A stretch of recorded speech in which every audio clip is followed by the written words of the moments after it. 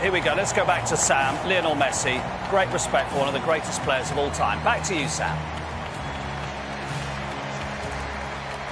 Well, let's start by giving the tournament its due as Lionel Messi picks up his runners-up medal.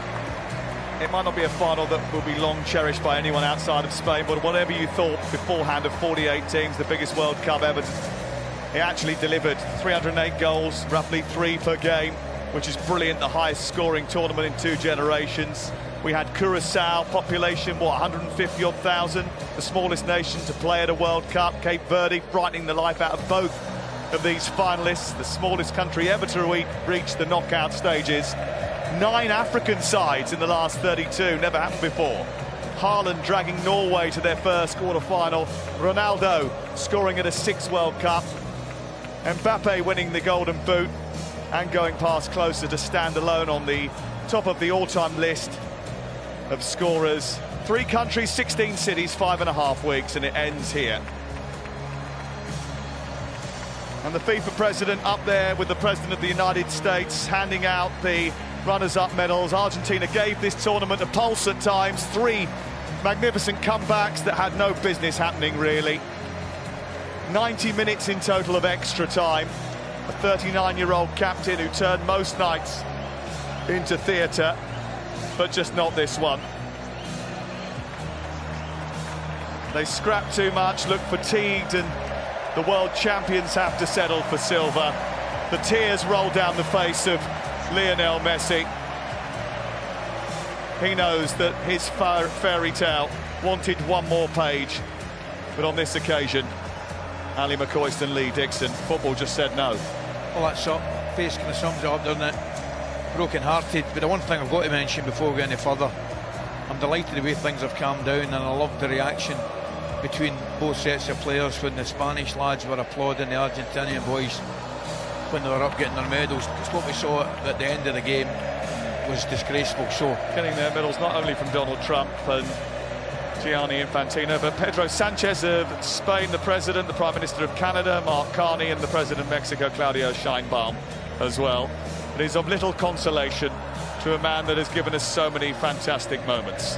Yeah, I think that's the sign maybe we're all fearful of, that is his last one, 43. Next time it comes round, he's given everything, and he's delighted a lot of people over the years, and what a player, absolute genius. And now the moment of celebration. The Argentines sing to their fallen heroes, but the Spanish will now raise theirs up. Their flag unfurled, a giant World Cup will be behind them, and they're about to get their hands on just over 5 kilograms of 18-carat gold. It's only 14.5 inches tall, and it is waiting for Rodri to lift it. A moment to savour for the winners. Each player gets announced to the crowd in number order. And I think one thing we learned just by watching this is the sheer depth that this squad has had over the course of this 5.5 weeks. Well, we said that, didn't we? You look at the substitutes that, you know, that come off the bench for Spain. So whether it's Torres, Perna, Mourinho had a massive part to play, didn't it, with goals in quarter-finals and semi-finals, and obviously the chance in that game itself. But the squad that Spain had backed them up, and listen, effectively, they are the best team in the tournament, they were the best team in the tournament, and that's why they're up there at this moment in time. Ferran Torres going up now. Marcos Llorente started the World Cup as the right-back, and then Pedro Porro took over. Fabian Ruiz and Rodri so important in the middle of the park in certain games of the tournament. Yeah, absolutely. I think that that control that they have, whoever plays in that midfield area, is key to everything. The back four's as good as anybody's we've seen of late, but the protection they get and the rhythm that they pass the ball out from the back, and everything is synced and together, and everything defensively, midfield, attacking wise, you might say down the middle they don't score an awful lot of goals, but when you've got that much control in a game, eventually you will win most of them you're playing. Pedro Porro got his first international goals at this tournament. Dani Olmo kissing the trophy. You're only allowed to touch it if you're a head of state or you have won the thing. They can't wait to get their hands on it. There's Aymeric Laporte. He left Manchester City, ended up in Saudi Arabia. He's back now in Spain. And he was playing against the country of his birth in the semi-final, France, but he declared for Spain a few years ago and is now revelling that. Alex Baena, impressive. Williams thought he'd won it and then helped the ball back to Ferran Torres to ensure he won it. And a boy who became very much a man at this tournament, Lamine Yamal, whose name adorns the back of many a Spanish jersey. He's only at the beginning of his football journey, but he's already a European champion and now a world champion as well.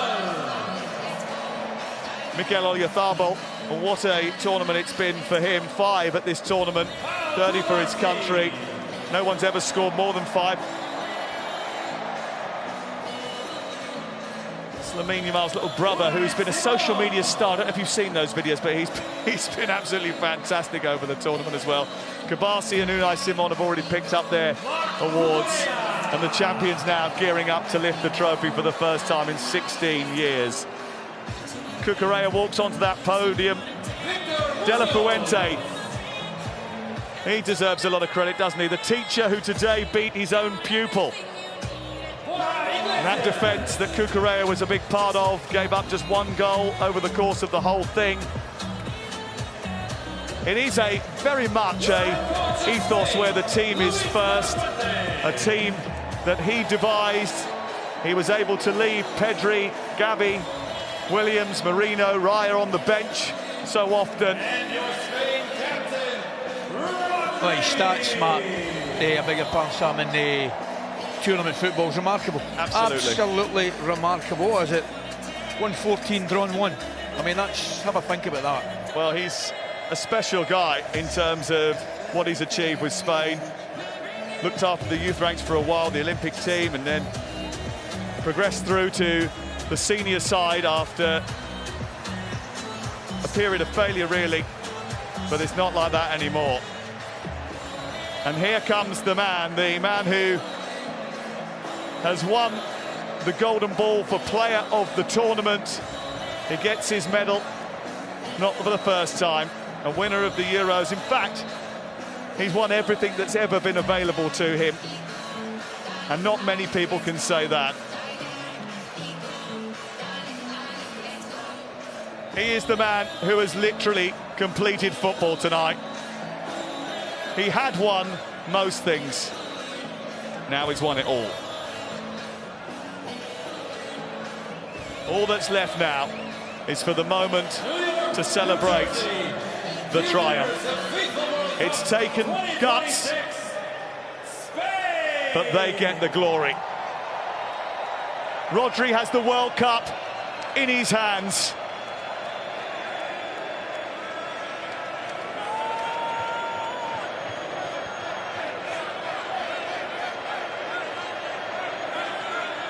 The Spanish team takes centre stage, and so they should, because they are the ones who have made history.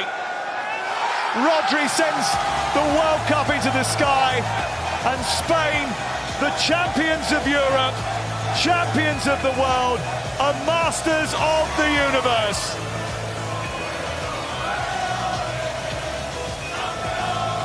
On a day in which they have been outnumbered significantly in the stadium, they have found a way, as they have done all tournament, to break their opponents' hearts. They have been the most ruthless, the most secure, and as the Argentines stream away, heartbroken and beaten, Spain relish a second World Cup win.